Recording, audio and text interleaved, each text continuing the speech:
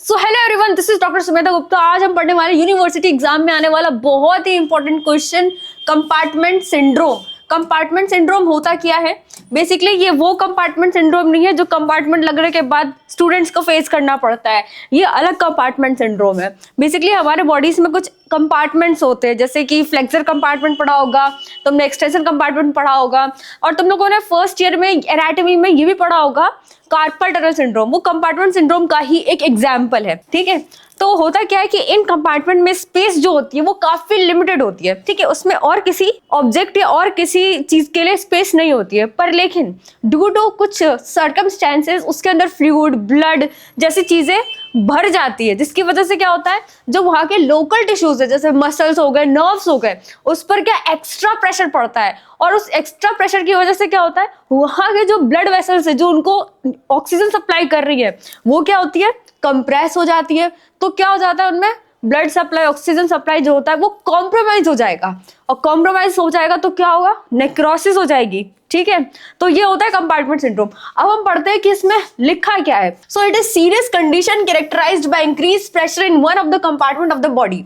ठीक है, अब एग्जांपल में क्या है, lower limb in case of fractured leg. तो लोअर लिम्ब में ये ज्यादा देखने को मिलता है। ठीक है, resulting in ischemia of the tissue.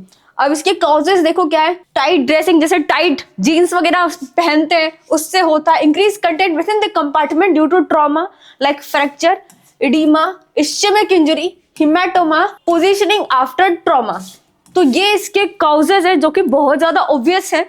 जैसे कि अगर किसी के हैंड फ्रैक्चर हो गया, उसके ऊपर हमने चढ़ाई प्लास्टर। अब प्लास्टर क्या है, बहुत ज्यादा टाइट चढ़ा दी तो क्या होगा, उस पर प्रेशर पड़ जाएगा, कंपार्टमेंट में बढ़ जाएगा, जिसकी वजह से क्या हो जाएगा, कंपार्टमेंट सिंड्रोम हो जाएगा। अब इसके कुछ टाइप्स होते हैं। Acute and chronic are the type of compartment syndromes. ठीक है, एक्यूट का क्या एग्जांपल है, अगर ट्रॉमा हो जाए या फ्रैक्चर हो जाए। एक्यूट का मतलब क्या होता है, ऑल ऑफ द सडन हुआ है, और chronic during the long period of time.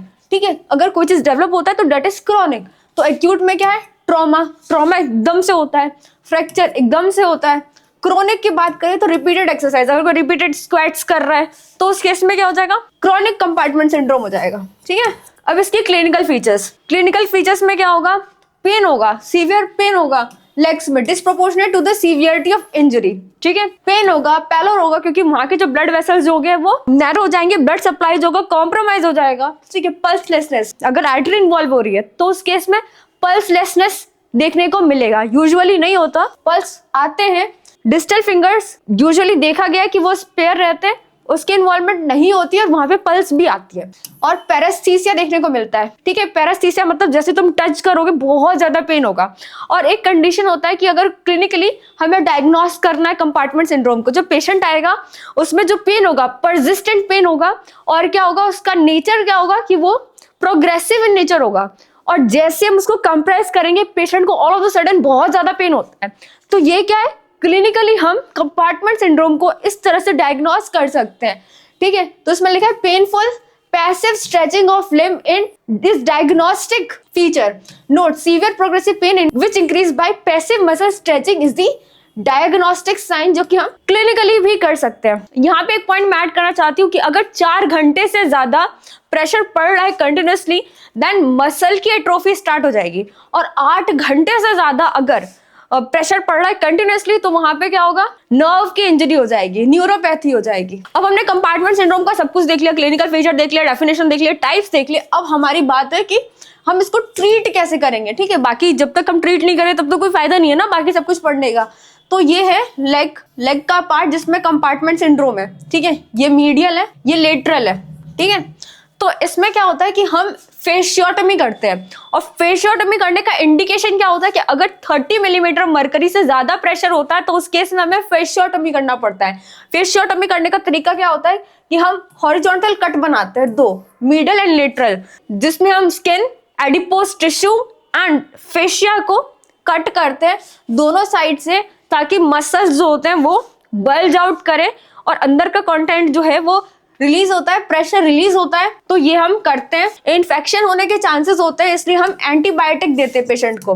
Catheterization करते हैं, कैथेटर लगाते हैं, उसका प्रेशर रिलीज करते हैं। मैनिटोल और डायूरेसिस कराते हैं। ठीक है, ये दोनों डायूरेटिक एजेंट्स हैं ताकि जो भी फ्लूइड इकट्ठा है उसके अंदर वो मिनिमाइज कर सके हम उसको।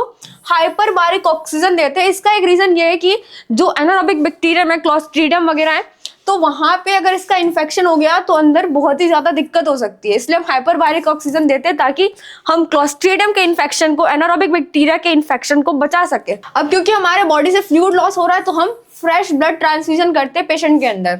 अब इसके कुछ कॉम्प्लिकेशंस होते हैं जैसे कि इन्फेक्शन एंड गैंग्रीन, ठीक है, क्योंकि हमारी बॉडी यहाँ पे ब्लड सप्लाई जो कॉम्प्रोमाइज जाएगी कंपार्टमेंट सिंड्रोम की वजह से, तो यहाँ के जो डिस्टल पार्ट होगा यहाँ पे गैंग्रीन हो सकता है, पर लेकिन याद रखना है फिंगर्स यूजुअली देखा गया है कि वहां पे गैंग्रीन नहीं होता है, ठीक है। इन्फेक्शन होने के चांसेस हैं, गैंग्रीन होने के चांसेस हैं, ठीक है। हो सकता है पेशेंट को सेप्सिस हो जाए, तो ये सारी कंडीशंस हो सकता है, इसलिए हम उनको एंटीबायोटिक्स भी देते हैं।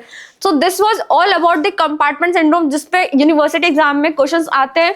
तुम इजीली अब यूनिवर्सिटी एग्जाम में अगर ये क्वेश्चन आए तो तुम उसका आंसर लिख सकते हो। So this was all about compartment syndrome. So thank you for watching.